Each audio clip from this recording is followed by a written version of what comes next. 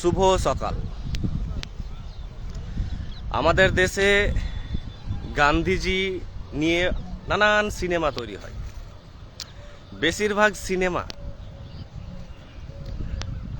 গান্ধীজিকে নিয়ে negative cinema তৈরি করা হয়। গান্ধীজিকে দেখানো হয় তিনি কতটা নেগেটিভ ছিলেন, তিনি কতটা ক্ষতিকারক ছিলেন, সেই সিনেমাগুলোতে দেখানো হয়। এবং সিনেমাগুলো কারা তৈরি করে? যারা ডানপন্থী রাজনৈতিক দলগুলো, যাদের কাছে গান্ধীজির খুনি হত্যাকারী নাথুরাম গডসে হিরো। তারা গান্ধীজিকে যত রকম পারে তত রকমভাবে ডিফাইল করার চেষ্টা করে, ডিফেম করার চেষ্টা করে। তাই আমাদের দেশে গান্ধীজিকে নিয়ে নেগেটিভ মহল বেশিরভাগ জায়গায়। কিন্তু সেই একই গান্ধীজিকে নিয়ে প্রায় 1972 সালের দিকে একটি সিনেমা বেরিয়েছিল, হলিউড সিনেমা। বিদেশি ডাইরেক্টর এবং প্রডিউসার করেছিলেন, তার নাম হচ্ছে রিচার্ড অ্যাটেনবরো। তিনি গান্ধীজির সিনেমা নিয়ে অস্কার পুরস্কার পেয়েছিলেন। আর আমাদের দেশে সব কুৎসা পুরস্কারের সিনেমা তৈরি করা হয় গান্ধীজির বিরুদ্ধে। তো গান্ধীজি সাধারণ ব্যক্তিত্ব নয়, তিনি হচ্ছেন পলিটিক্যাল মেসিহা, সামাজিক মেসিহা। তিনি সমস্ত সেক্টরে ছড়িয়েছিলেন। গান্ধীজির মতো নিঃস্বার্থ রাজনৈতিক নেতৃত্ব এই যুগে পাবেন কাউকে? যিনি সারা জীবন গীতার মতো নিষ্কাম কর্ম করে গেছেন। গীতাকে যদি 100% কেউ বাস্তব জীবনে প্রয়োগ করে থাকেন, তাহলে তিনি হচ্ছেন নিঃসন্দেহে গান্ধীজি। গীতা তো মুখস্থ সবাই করতে পারে, নিষ্কাম কর্ম বলতে পারে, নানান শ্লোক বলতে পারে, সে তো মুখস্থ তাত্ত্বিক জিনিস। কিন্তু তাকে বাস্তবে প্রয়োগ করা চারটিখানি ব্যাপার নয়, বিশাল সাধনার জিনিস। এবং গান্ধীজি সেটা করতে পেরেছিলেন। গান্ধীজি এনেছিলেন পলিটিক্সে এথিক্স, অর্থাৎ নৈতিকতা। আজ দেখেছেন নৈতিকতার কি ডিজেনারেশন, অধপতন। আপনি দেখুন ভালো করে যে আমাদের যে রাজনৈতিক নেতা নেত্রীরা আছেন, তারা গান্ধীজির যে পলিটিক্যাল এথিক্স ছিল, সেই এথিক্সের সামান্যতমও কি তাদের মধ্যে আছে? থাকলে আমাদের দেশ কোথা থেকে কোথায় পৌঁছে যেত। তাই গান্ধীজির মতো ধৈর্যশীল ব্যক্তি পৃথিবীতে কেউ নেই। গান্ধীজির মতো সাহসী, তিনি কাউকে ভয় পেতেন না। গান্ধীজির মতো নন ভায়োলেন্ট লোক, যেমনটা যিশু ছিলেন, গৌতম বুদ্ধ ছিলেন, কিন্তু তারা তো একটা জায়গাতে থেকে গিয়েছিলেন। অর্থাৎ গৌতম বুদ্ধ একটা নির্জন এলাকাতেই থেকে গিয়েছিলেন। তিনি সোশ্যাল পলিটিক্যাল এই যে ক্যাচর ম্যাচরে তারা আসেননি দ্বন্দ্ব কলহে, কিন্তু গান্ধীজি এসেছিলেন। এবং গান্ধীজি এসে তিনি তার আলোকিত অবস্থা দেখিয়েছিলেন রাজনৈতিক নেতৃত্বের মাধ্যমে। আজ গান্ধীজির যে পলিটিক্যাল লিগাসিকে আমাদেরকে রিভাইভ করতে হবে, পুনরুজ্জীবিত করতে হবে, ফিরিয়ে নিয়ে আসতে হবে। We have to bring back Gandhiji's political legacy into the present political scenario. Gandhiji এমনই একজন ব্যক্তিত্ব ছিলেন যিনি নেলসন ম্যান্ডেলা, মার্টিন লুথার মতো কিংদের, আন্তর্জাতিক নেতৃত্বদেরকেও তিনি গভীরভাবে প্রভাবিত এবং অনুপ্রাণিত করেছিলেন।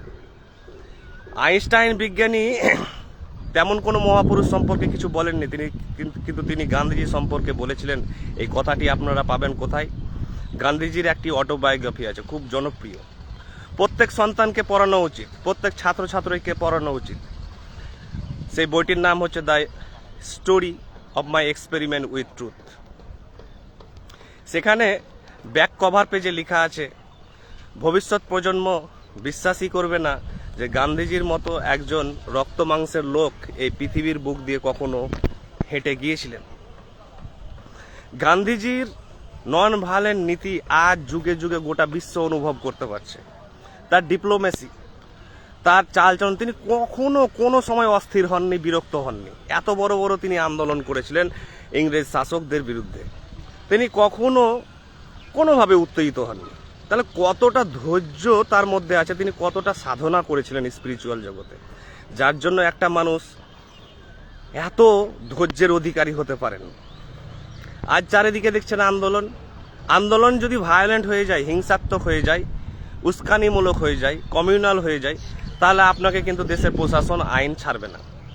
কিন্তু যদি আপনি গান্ধীজিকে রোল মডেল করেন প্রত্যেকটি আন্দোলনে, গান্ধীজির এথিক্সকে যদি আনতে পারেন প্রত্যেকটি আন্দোলনে, তাহলে আপনি কিন্তু মাস অ্যাওয়েকেনিং ঘটাতে পারবেন, অর্থাৎ ব্যাপক হারে জনজাগরণ ঘটাতে পারবেন।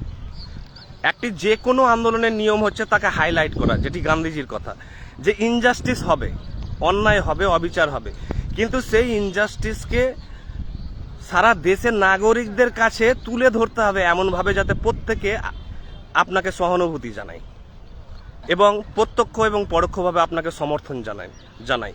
তাই গান্ধীজি বলছেন যে we have to highlight the injustice or make the injustice visible to the world.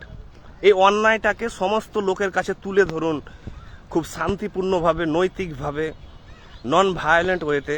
তাহলে দেখবেন যে প্রত্যেক মানুষের মধ্যে একটি বিবেক আছে, তিনি যে ধর্মেরই ব্যক্তিত্ব হন কেনা, তার কাছে শিক্ষা থাক না থাক কেনা, তার কাছে একটি কনসেন্স আছে। এই কনসেন্সে কিন্তু টাচ করবে, বিবেকে স্পর্শ করবে। তাই গান্ধীজি বিবেককে জাগাতে চেয়েছিলেন মানব জাতির, যে তোমরা জাগো, ক্ষণস্থায়ীভাবে নয়, তোমাদের গান্ধীজি সমস্ত লোকের বিবেককে জাগিয়ে ইনভলভ করতে চেয়েছিলেন তার মাস মুভমেন্টে ইংরেজদের বিরুদ্ধে। তাই গান্ধীজির মতো ধৈর্যশীল হতে হবে, নন ভায়োলেন্ট হতে হবে, জ্ঞানী হতে হবে এবং অসীম সাহসী হতে হবে। কাউকে ভয় করা যাবে না, যেহেতু গান্ধীজি জানতেন তিনি সত্যের পথে আছেন।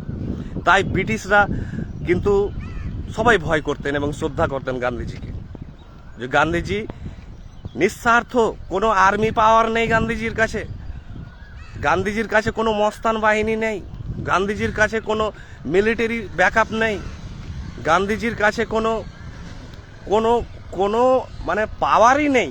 অথচ একটা বলা হচ্ছে, উইনস্টন চার্চিল বলছেন যে হাফ নেকেড ফকির ব্রিটিশ সাম্রাজ্যকে একেবারে কাঁপিয়ে দিল।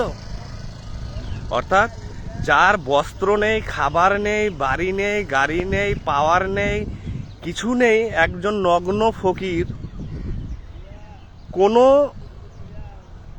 প্রধানমন্ত্রীর পদ নেই, তিনি তার সামান্য আপাত দেখতে নিষ্ক্রিয় অহিংসা নীতির দ্বারা সমস্ত মানুষকে জাগাতে সক্ষম, তিনি তাহলে কত বড় ব্যক্তিত্ব। তাই আর গান্ধীজিকে আমাদেরকে ফিরিয়ে নিয়ে আসতে হবে। গান্ধীজি ছাড়া মুক্তির পথ নেই আমাদের পলিটিক্যাল জগতে, সোশ্যাল টার্ময়েলের জগতে।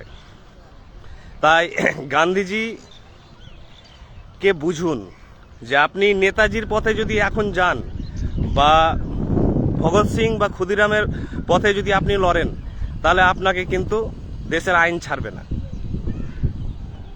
বুঝতে পারছেন? তাই একমাত্র পথ হচ্ছে গান্ধী পথ। আর এই গান্ধী পথকে যদি আপনি অবলম্বন করেন, আপনার দেখবেন যে অন্তরে কোনো ভয়ই থাকবে না, কারণ আপনি তো কোনো অন্যায় করছেন না, আপনি তো কোনো সাম্প্রদায়িক উস্কানিমূলক কিছু করছেন না, কিন্তু গান্ধীজির মতো আপনি চুপচাপ অনশন, অসহযোগিতা এবং বিবেককে জাগানো, এই পথে যারা থাকবে তারা অবশ্যই ম্যাসিভ সফলতা অর্জন করবে তাদের এই আন্দোলনে। তাই অন্যায় হতে থাকবে যুগে যুগে, এখনো হবে, ভবিষ্যতেও হবে, কিন্তু এই অন্যায়ের বিরুদ্ধে প্রতিবাদ করার রাস্তা হচ্ছে the one and only Gandhian way. Thank you.